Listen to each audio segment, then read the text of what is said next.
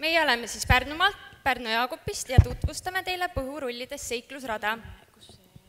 Tere, mina olen Birgit Tamm, olen tiimi juht ning minu ülesanded olid leida partnerid ning nendega läbirääkimisi pidada.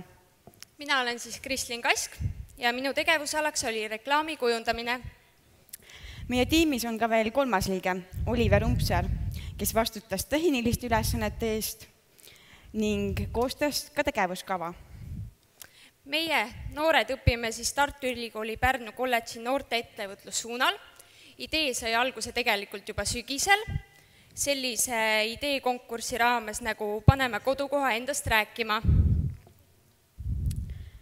Meie üritus toimub 1. juunil, lastekaitsepäeval, kus pakume oma kodukoha noortele võimalust veeta ühte päeva Põhurullide keskel. Kindlasti on parkiga oodatud kõik teised, kes soovivad natukenegi lustida.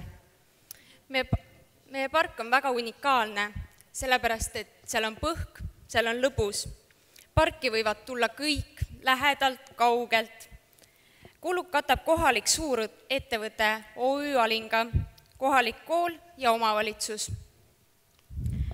Tänaseks päevaks oleme üheskoos välja mõelnud ning teinud plaani, kuidas ja mismoodi näeb välja meie esimene üritus. Valminud on reklaamplakat ning oleme sõlminud kokkuleppeid oma toetajatega.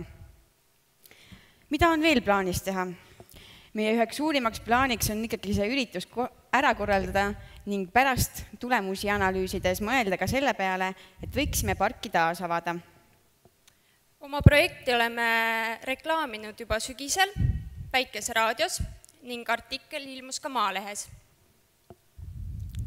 Meie partneriteks on kohalik suurettevõte OÜ Alinga, Alinga vallavalitsus, Pärnu Jaagupi noortekeskus, Pärnu Jaagupi gümnaasium, Tartu Ülikooli Pärnu kolledž ning lisandus ka Pärnu Jaagupi kogudus. Oleme aru saanud, et asjad ei juhtu üleöö ning ilma raske tööta ei saa midagi kergelt kätte. Meie suurimateks õppetundideks on olnud tähtpäevad ning aja planeerimine. Oleme aru saanud, et mitte miski ei tohi jääda viimasele hetkele. Aitäh teile!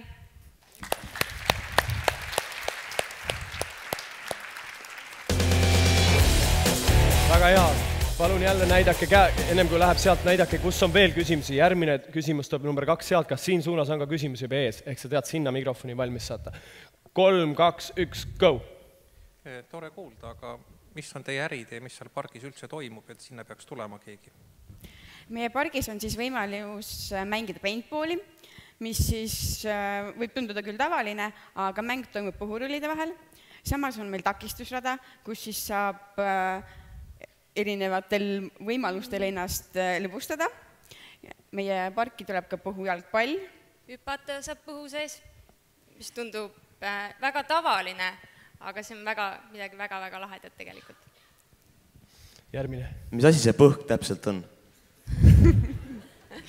Ma ei tea, kui sa oled kuskil maanteelest mööda sõitnud, siis võib-olla oled märganud kuskil selliseid pruunikaid palle.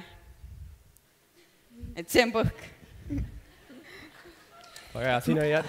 Ma saan aru, et tegemist on vabaõhuüritusega, et arvestades meie toredat Eestimaa suve, et kui nüüd ainult sajab, mis siis saab? Ei, sellest ei ole kindlasti probleem. Ma arvan, et parki külastajad ikkagi tulevad hoolimata sellest, kas sajab või mitte. Lõbusnalil saab siiski olema, et me oleme hoolitsenud ka selle eest, et meie pargi külastajate riided siis pargist lahkudes oleksid viisakad ja korralikult nagu parki tulles. Nii, mul on üks kiire küsimus, et kui ma olen heina vastu allergiline, mis siis saab? Siis me leiame teile kindlasti mõne muu tegevuse.